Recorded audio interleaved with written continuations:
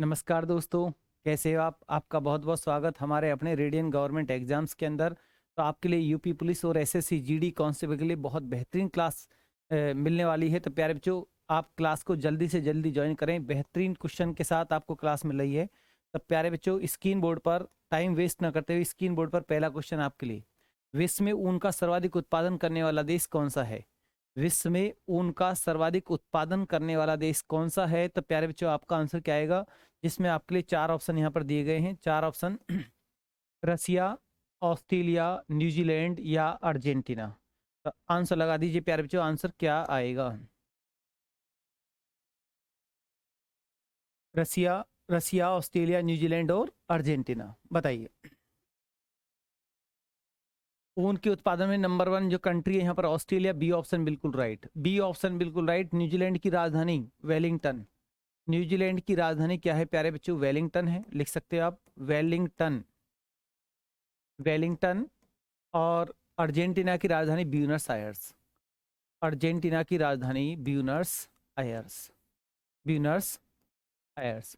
ठीक है, चलिए। ऑस्ट्रेलिया की राजधानी लिखना चाहो लिख दीजिए आप कैनबरा, कैनबरा। रसिया की राजधानी क्या है? मास्को। रसिया की राजधानी क्या है प्यारे बच्चों? मास्को है। ठीक है, नोट कर लें आप इसको। इसके बाद स्क्रीन बोर्ड पर नेक्स्ट क्वेश्चन आपके लिए। फूलों और बीजों को विभिन्न आकर्षक रंग प्रदान करता है। ल्यूकोप्लास्ट, क्लोरोप्लास्ट, क्रोमोप्लास्ट या टोनोप्लास्ट। तो प्यारे बच्चों, आपका आंसर क्या आएगा? फूलों और बीजों को जो अट्रैक्टिव कलर प्रदान करता है, ल्यूकोप्लास्ट, मतलब leucoplast, chloroplast, leucoplast, chloroplast, chromoplast या टोनोप्लास्ट। आंसर क्या आएगा बताइए, कमेंट बॉक्स में टाइपिंग करें। बेहतरीन क्वेश्चन प्यारे बच्चों। तो आपका आंसर क्लोरोप्लास्ट आपको लगाना है।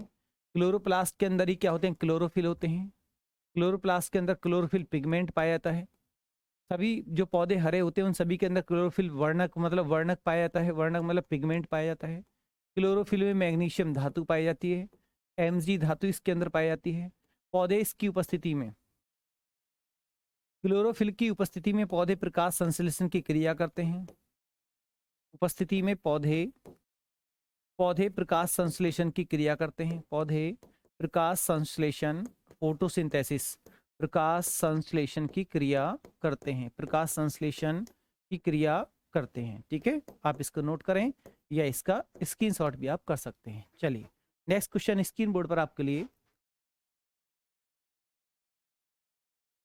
80% से अधिक सेल में पाए जाने वाला पदार्थ कौन सा है? 80% से अधिक सेल में कौन सा पदार्थ पाया जाता है? तो प्यारे बच्चों, आपका आंसर क्या आएगा? क्वेश्चन नंबर थर्ड, प्रोटीन, चर्बी, खनिज या जल। कमेंट बॉक्स में टाइपिंग करें।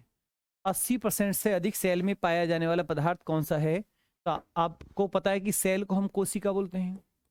सेल को हिंदी में क्या बोलते हैं? कोशिका बोलते हैं। अब कोशिका पर बहुत सारे क्वेश्चन बनते हैं, जैसे कोशिका की खोज अगर आपसे पूछ ली जाए तो कोशिका की खोज किसने की है? रॉबर्ट हुक ने। कौन सी सन में? Robert Hooke 1665। 1665 में सेल्स की खोज हुई है। ठीक है। कोशिका सिद्धांत किसने दिया है? सेल थ्योरी देने वाले वैज्ञानिक कौन थे? स्लीडन एंड स्वान। स्लीडन एंड स्वान द्वारा सेल थ्योरी दी गई है। कोशिका का पावर हाउस किसे कहते हैं? कभी आपसे पूछ लिया है कि कोशिका का पावर हाउस। कोशिका का पावर हाउस माइटोकॉन्ड्रिया है। माइटोकॉन्ड्रिया। कोशिका का कौन सा पार्ट है जिसको प्रोटीन फैक्ट्री कहते हैं? कोशिका के कौन से पार्ट को प्रोटीन फैक्ट्री कहते हैं? राइबोसोम को प्रोटीन फैक्ट्री के नाम से भी जाना जाता है। राइबोसोम को प्रोटीन फैक्ट्री के नाम से भी जाना जाता है। ठीक है। सुसाइड बैग के नाम से इस कोशिका का कौन सा अंग सुसाइड बैग कहलाता है? सुसाइड बैग्स भी किसके लिए वो कहते हैं? सुसाइड बैग्स किसके लिए बोलते हैं? लाइसोसोम के लिए कहते हैं। किसके लिए प्यारे बच्चों? लाइसोसोम के लिए कहा जाता है। ठीक है। अब क्वेश्चन आपका जो आंसर था वो आपको जल लगाना है। जल आपका आंसर राइट है, नोट कर लें। इसे नोट करें या इसका आप स्क्रीनशॉट भी आप कर सकते हैं। चलिए,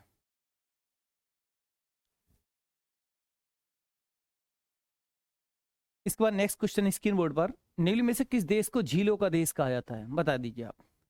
इन चार में से कौन से देश को झीलों का देश कहा जाता है? तो आपका आंसर क्या आएगा? आंसर लगा दीजिए। फिनलैंड, न्यूजीलैंड, आइसलैंड या पाकिस्तान, बताइए झीलों का देश कौन सा देश कहलाता है प्यारे बच्चों? तो यहाँ पर आपका सही आंसर है फिनलैंड। फिनलैंड की राजधानी आपसे पूछ ली जाए तो आपका आंसर क्या आएगा? हेलसिंकी। हेलसिंकी। फिनलैंड की राजधानी क्या है मेरे प्यारे बच्चों? हेलसिंकी है, लिख सकते हो आप, ठीक है। न्यूजीलैंड की राजधानी आपके याद है? वेलिंगटन। पाकिस्तान की इस्लामाबाद। चलिए नेक्स्ट क्वेश्चन आपके लिए स्क्रीन बोर्ड पर। नीलू में से किसे अग्निद्वीप के नाम से भी जाना जाता है? आयरलैंड, आइसलैंड या जापान या इटली? तो कमेंट बॉक्स में टाइपिंग करें। बढ़िया क्वेश्चन है आपके लिए। किसे अग्निद्वीप के नाम से भी जाना जाता है? तो अग्निद्वीप इनमें से कौन सा है? तो आपको लगाना है आइसलैंड, ठीक है, आइसलैंड आपको लगाना है। आयरलैंड की राजधानी आपको याद होनी चाहिए। आयरलैंड की जो कैपिटल है वो डबलिन है प्यारे बच्चों, डबलिन। आयरलैंड की राजधानी क्या है? डबलिन है। आयरलैंड से हमने संविधान में क्या स्रोत लिया है? संविधान का कौन सा स्रोत यहाँ से लिया है? संविधान का स्रोत तो आपको याद हो जाना चाहिए कि आयरलैंड से हमने क्या लिया है? नीति निदेशक तत्व लिए हैं। क्या लिए हैं प्यारे बच्चों? नीति निदेशक तत्व। नीति निदेशक तत्व जो है हमने कहाँ से लिए? आयरलैंड से लिए हैं, जिनको आर्टिकल 36 से 51 के बीच में रखा गया है। आर्टिकल 36 से 51 के बीच में इनको जगह मिली है।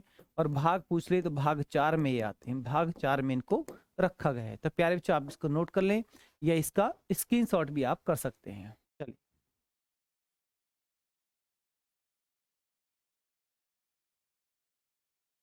चलिए इसके बाद नेक्स्ट क्वेश्चन आएगा स्क्रीन बोर्ड पर आपके लिए।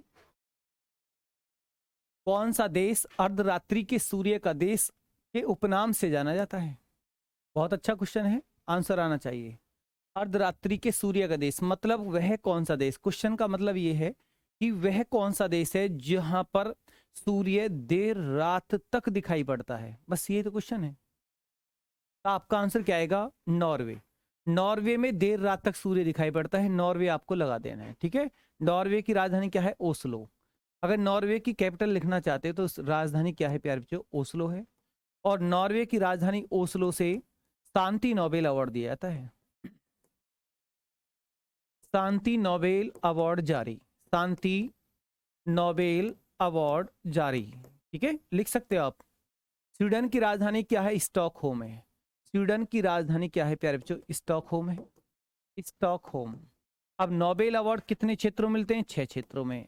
एक क्षेत्र का हो गया शांति का, बाकी जो 5 है, देखो यहाँ पर मैंने एरो लगाया, बाकी 5 नोबेल अवार्ड, बाकी 5 Nobel award, Nobel award Sweden की राजधानी स्टॉकहोम से जारी होते हैं। कहां से?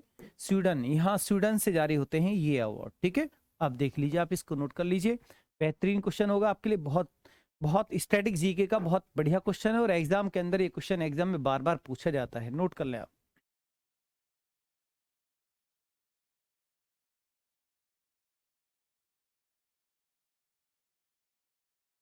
चलिए नेक्स्ट क्वेश्चन स्क्रीन बोर्ड पर आपके लिए। किस देश को उगते सूर्य का देश कहते हैं? मतलब क्वेश्चन का मतलब सीधा सीधा है कि वह कौन सा देश है जहां सूर्य जल्दी उगता है। उगते सूर्य का देश जहां जल्दी पहले सूर्य उगता है तो वह कौन सा देश है? तो आपका आंसर क्या आएगा? जापान। नॉर्वे वाला आपने आंसर कर दिया कि देर रात तक सूर्य नॉर्वे में दिखाई पड़ता है, तो यहां पर आपका आंसर क्या आएगा? जापान आपको लगाना है।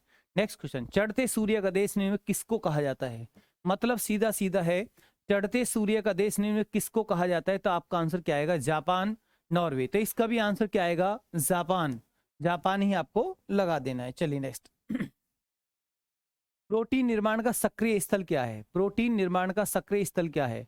मतलब इनमें से वो कौन सा कोशिका का पार्ट है जिसमें प्रोटीन का निर्माण होता है, प्रोटीन संश्लेषण, प्रोटीन सिंथेसिस का काम होता है? तो आपका आंसर क्या आएगा? बेहतरीन क्वेश्चन होगा। राइबोसोम आपको लगा देना है, राइबोसोम। राइबोसोम के अंदर का जो मेन कार्य है, अगर मैं यहाँ पर लिख दूं कार्य, तो आपका एरो ऐसे ऊपर की तरफ लगा दीजिए आप। प्रोटीन निर्माण किसका काम होता है? राइबोसोम।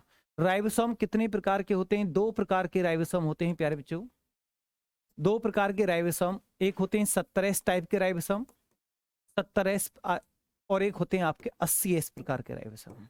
अब आपको पता है कि राइबोसोम जो प्रकार होते हैं 70S और 80S, 70S मिलते हैं आपको प्रोकैरियोटिक सेल्स के अंदर, प्रोकैरियोटिक सेल्स, प्रोकैरियोटिक सेल जो प्रिमिटिव टाइप की सेल्स होती है, घिसी पीटी सेल जिसके अंदर न्यूक्लियस अनडेवलप होता है। 80 इस प्रकार के राइबोसोम आपके यूकैरियोटिक सेल्स के अंदर पाए जाते हैं। सभी एनिमल एंड सभी प्लांट्स के अंदर eukaryotic animal and plant cells के अंदर ये राइबोसोम पाए जाते हैं 80 टाइप के। ठीक है, आप इसे नोट कर लें। माइटोकॉन्ड्रिया आप समझा रहे हो, ये भी कोशिका का एक पार्ट है। अगर इसके लिए क्वेश्चन बनाना चाहते हो तो कोशिका का एक पावर हाउस है। कोशिका का पावर हाउस किसे कहा जाता है? कोशिका का पावर हाउस के नाम से कौन जाना जाता है? तो आपका आंसर क्या आएगा? माइटोकॉन्ड्रिया। माइटोकॉन्ड्रिया पर एक क्वेश्चन और लीजिए, बहुत सदाबहार क्वेश्चन है, एग्जाम के अंदर बार बार घूमता रहता है। श्वसन क्रिया में सहायक। अब क्वेश्चन आपके लिए बनता है कि कोशिका का वह कौन सा पार्ट है, सेल्स का वह कौन सा पार्ट है जो रेस्पिरेटरी सिस्टम में हेल्प करता है, श्वसन क्रिया में सहायक है, हेल्प करता है, सहायता करता है। तो आंसर क्या आएगा? माइटोकॉन्ड्रिया। ठीक है, चलिए लाइसोसोम क्या है? ये जैविक अणुओं को ट्रांसपोर्ट करने का काम करता है और इसे ही सुसाइड बैग्स बोला जाता है। ठीक है, चलिए। और गोल्जी बॉडीज का काम प्रोटीन की पैकिंग करना होता है। गोल्जी बॉडीज का जो वर्क है वो प्रोटीन की पैकिंग करना होता है, प्रोटीन की पैकिंग करके सप्लाई करने का कार्य है। प्रोटीन की पैकिंग करके उसके अणुओं को एक स्थान से दूसरे स्थान पहुंचाने का काम होता है गोल्जी बॉडीज का। इसलिए इसे कोशिका का यातायात प्रबंधक मतलब ट्रांसपोर्ट मैनेजर भी कहा जाता है। चलिए नेक्स्ट क्वेश्चन स्क्रीन बोर्ड पर आपके लिए, आप इसको नोट कर लें या इसका स्क्रीनशॉट भी आप कर सकते हैं। नेक्स्ट क्वेश्चन आएगा इसके बाद, कोशिका का ऊर्जा ग्रह किसे कहा जाता है? अब आपको क्वेश्चन का आंसर बताने में प्रॉब्लम नहीं होनी चाहिए, क्योंकि अभी मैंने आपको पिछले क्वेश्चन में ये बता दिया है। तो आप बताइए कि कोशिका का वह कौन सा पार्ट जिसको कोशिका का पावर हाउस कहा जाता है, क्योंकि उसके अंदर, क्योंकि माइटोकॉन्ड्रिया, इसका सही आंसर माइटोकॉन्ड्रिया है। बिल्कुल माइटोकॉन्ड्रिया आपको आंसर लगा देना है। माइटोकॉन्ड्रिया के अंदर डबल मेम्ब्रेन होती है, एक इसकी आउटर मेम्ब्रेन होती है, एक इसकी इनर मेम्ब्रेन होती है। माइटोकॉन्ड्रिया में जो इनर मेम्ब्रेन होती है उसमें अंदर की तरफ बेंड होती है, अंदर की तरफ बेंड होती है, उंगली जैसे उभार होते हैं जिनको हम क्रस्टी कहते हैं। और उस अंदर की तरफ जो बेंड पार्ट होता है उस पर कुछ क्रस्टी, मतलब उस क्रस्टी पर, उस बेंड पर छोटे छोटे पार्टिकल लगे होते हैं जिनको हम एटीपी के कण कहते हैं। एटीपी के कण लगे होते हैं जिसका फुल नेम आपको पता है कि एडिनोसिन ट्राइफॉस्फेट के पार्टिकल होते हैं। और एटीपी से अपार एनर्जी निकलती है जो रेस्पिरेटरी सिस्टम में हेल्प करती है। ठीक है, जब वहां से एनर्जी निकल रही है तो इसीलिए इसे कोशिका का क्या बोलते हैं? पावर हाउस बोलते हैं। ये आपका क्वेश्चन है। माइटोकॉन्ड्रिया की खोज किसने की है? इसका खोजकर्ता कौन है और माइटोकॉन्ड्रिया वर्ड शब्द का जनक कौन है? दो क्वेश्चन मैंने आपसे पूछा है कि माइटोकॉन्ड्रिया खोज करने वाला था अल्टमैन, लिख सकते हो आप अल्टमैन, और इसको नाम देने वाला था, इस शब्द दिया है बेंडा ने। किसने? बेंडा नामक वैज्ञानिक ने इसको नाम दिया है और अल्टमैन ने इसकी खोज की है। और इसके अंदर माइटोकॉन्ड्रिया के अंदर डबल स्ट्रैंडेड डीएनए पाया जाता है। माइटोकॉन्ड्रिया के अंदर जो मैटर होता है, जो पदार्थ भरा होता है, उसको मैट्रिक्स बोलते हैं। क्या बोलते हैं प्यारे बच्चों? मैट्रिक्स बोलते हैं। आप इसको नोट कर लें या इसका स्क्रीनशॉट भी आप कर सकते हैं। चलिए, यदि माइटोकॉन्ड्रिया काम करना बंद कर दे तो सेल्स में कौन सा कार्य नहीं होगा? भोजन का अवकरण, भोजन का ऑक्सीकरण, भोजन का पाचन या भोजन का एब्जॉर्प्शन? तो आपका आंसर क्या आएगा? बेहतरीन क्वेश्चन है आपके लिए।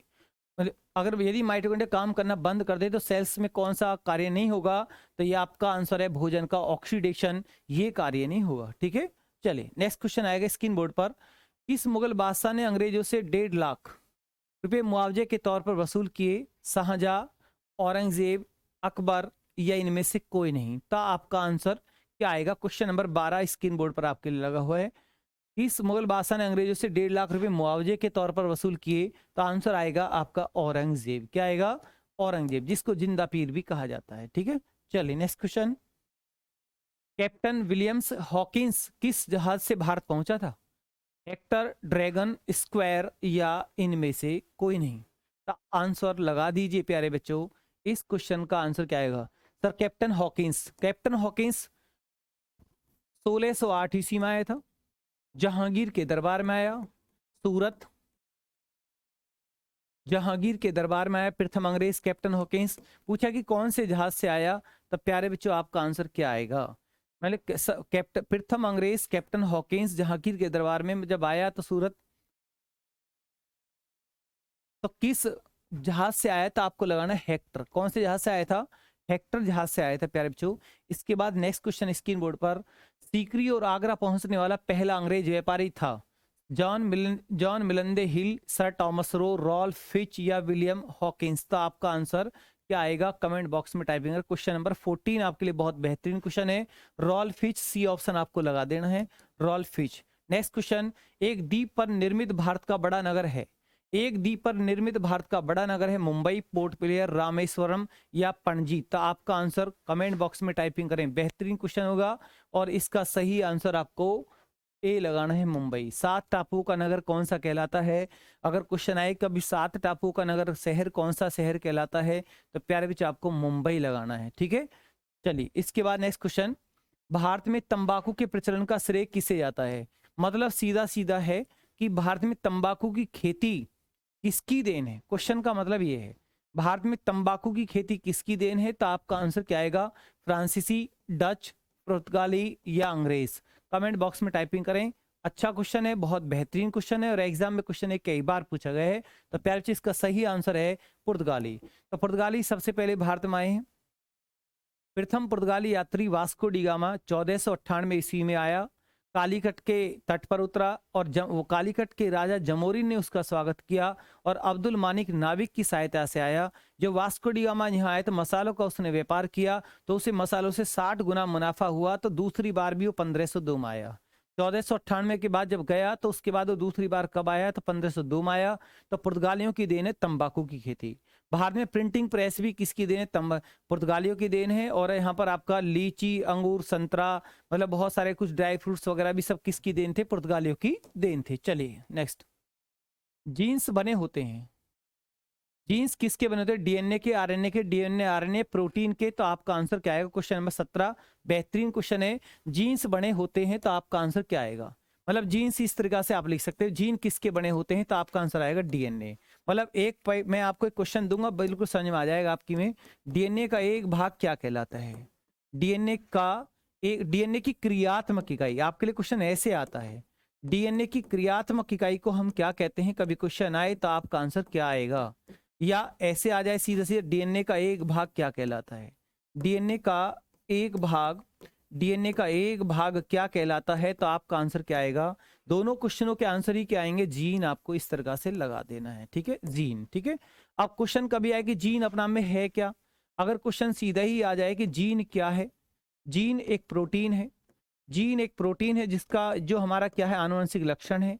जीन एक प्रोटीन है और ये हमारा क्या है, आनुवंशिक लक्षण है, हमारा जेनेटिक करेक्टर है। आनुवंशिक, जीन हमारा आनुवंशिक लक्षण है। आनुवंशिक लक्षण हिस्टोन प्रोटीन का बना होता है, हिस्टोन प्रोटीन का आनुवंशिक लक्षण है, जेनेटिक करेक्टर है। और आर्टिफिशियल जीन मॉडल तैयार करने वाला वैज्ञानिक कौन था? अगर मैं आपसे क्वेश्चन पूछ लूं, कृत्रिम जीन मॉडल किसने तैयार किया? आर्टिफिशियल जीन मॉडल तैयार करने वाला वैज्ञानिक कौन था? मॉडल तैयार किस वैज्ञानिक ने किया? तो आपका आंसर क्या आएगा, डॉक्टर हरगोविंद खुराना। डॉक्टर हरगोविंद खुराना, जिसके ऊपर इनको चिकित्सा नोबेल अवार्ड भी दिया गया, ठीक है। तो प्यारे बच्चों अभी आपको ये समझ में आ गए हो, क्वेश्चन बेहतरीन क्वेश्चन था। इसके बाद नेक्स्ट क्वेश्चन आएगा स्क्रीन बोर्ड पर, आप इसको नोट कर लें या इसका स्क्रीनशॉट भी आप कर सकते हैं।